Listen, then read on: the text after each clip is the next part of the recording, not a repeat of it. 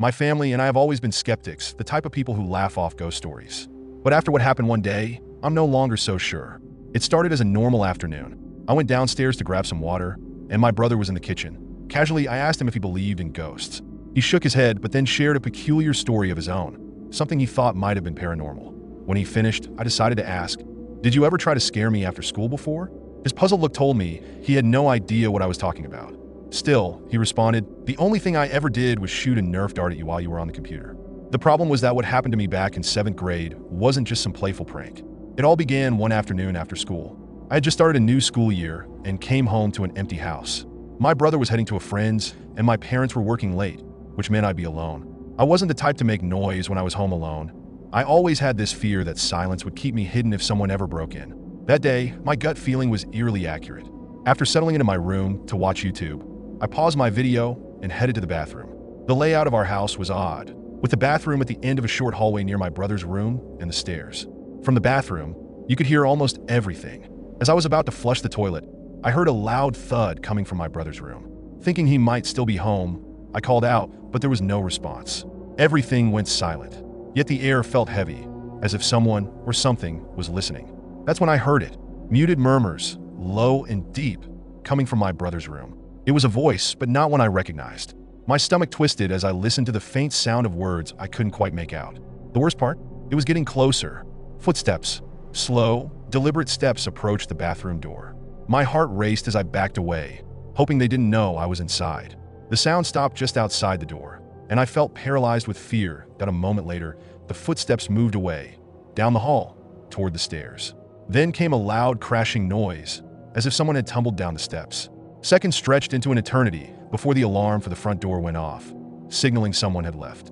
I thought it was over, but then the laundry chute next to the bathroom started rattling violently. It was as if someone was jabbing at it from below with a broomstick. I held my breath, praying they wouldn't break through. After what felt like forever, the pounding stopped. Once the house was silent again, I crept back to my room and locked the door. I didn't dare leave until my parents got home. They didn't believe me, and neither did my brother, until I told him years later. His face went pale as he revealed that strange things often happened in his room too, especially near the attic entrance. To this day, I don't know what I encountered, and honestly, I try not to think about it too much. At 16, I lived with my mom in a cramped Bronx apartment. Life there was a mix of uneasy nights, shady neighbors, and a lingering sense of unease.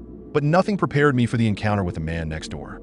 Our neighbor was always there, perched on the windowsill outside his door at the end of the hallway. His expression never changed, blank, emotionless, but his eyes followed me every time I passed by. Even when I was with my mom, his gaze felt heavy, like a constant shadow.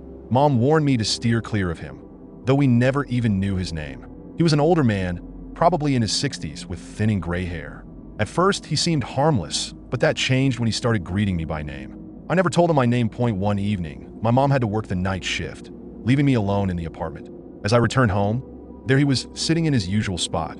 This time, instead of his usual creepy hello, he asked, "Is your mom working tonight?" I nodded without thinking, and he gave a slow, unsettling nod in return. The uneasiness stuck with me as I went about my evening routine. After a snack and some laundry, I headed to the shower, trying to shake off the feeling of being watched. Then I heard it, a strange, low rumble. It was faint at first, but enough to make me stop. I turned off the water, listening closely. The sound seemed to come from my bedroom. Quickly throwing on the clothes I'd brought to the bathroom, I stepped out and searched my room. It was empty, but something caught my eye, a tiny hole in the wall. Curious, I knelt to get a closer look. What I saw made me recoil in horror. An eye! Someone was watching me through the hole. Panic surged through me as I realized the wall separated our apartment from the neighbors. I checked the bathroom and found another identical hole. He had drilled these to spy on me.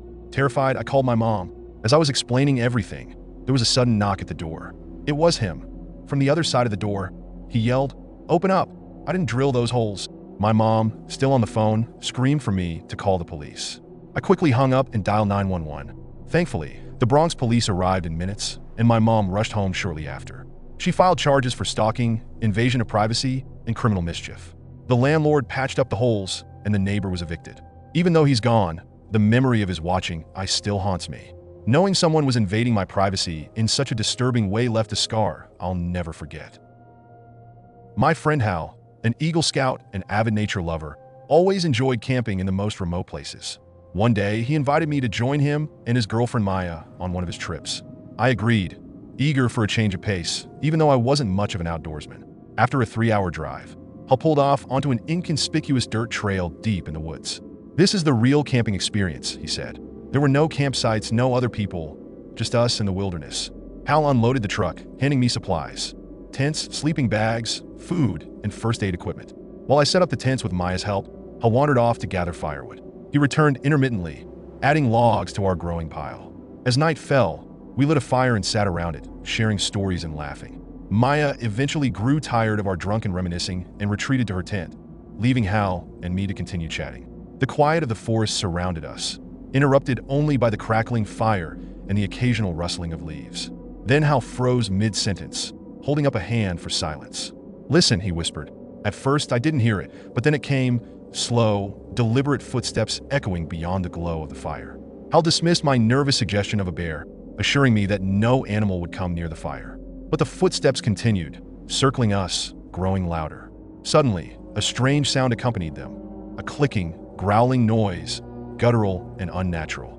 It wasn't a deer, a bear, or any animal I'd ever heard. "Get in the tent," Hal ordered, his voice low and steady. I obeyed, slipping into my tent and zipping it shut. Outside, the clicking noise grew clearer, closer. My heart raced as a massive shadow passed by the tent wall, its heavy footsteps shaking the ground. It was tall, bipedal, and nothing I could identify. The footsteps moved away from my tent, heading toward Hal and Maya's. A moment later, Maya's scream shattered the silence. "Run!" Hal shouted, his voice frantic. I scrambled out of the tent, barely registering the scene around me as we bolted into the darkness. We didn't have flashlights, but fear propelled us forward. Whatever was behind us followed, its footsteps loud and deliberate, closing the distance. Somehow, it led us back to the truck. We jumped in, and he floored it, barreling down the narrow dirt road. But our escape was far from over. The road ended abruptly, leaving Hal no choice but to turn the truck around in the pitch black. I begged him to turn off the lights, thinking it might help us hide, but he refused, needing to see the trees to avoid crashing. He shifted gears back and forth, desperately maneuvering the truck. Every second felt like an eternity, and I couldn't stop scanning the trees, terrified of seeing that thing again. Finally, Hal got the truck turned around, and we sped out of the forest, leaving behind everything we'd brought. Later, Hal told us that the creature had pressed against their tent, its heavy breathing audible as it tried to tear through the fabric. To this day, we don't know what it was. All we know is that it wasn't human, and it wasn't an animal either. That night remains the most unexplainable and terrifying experience of our lives.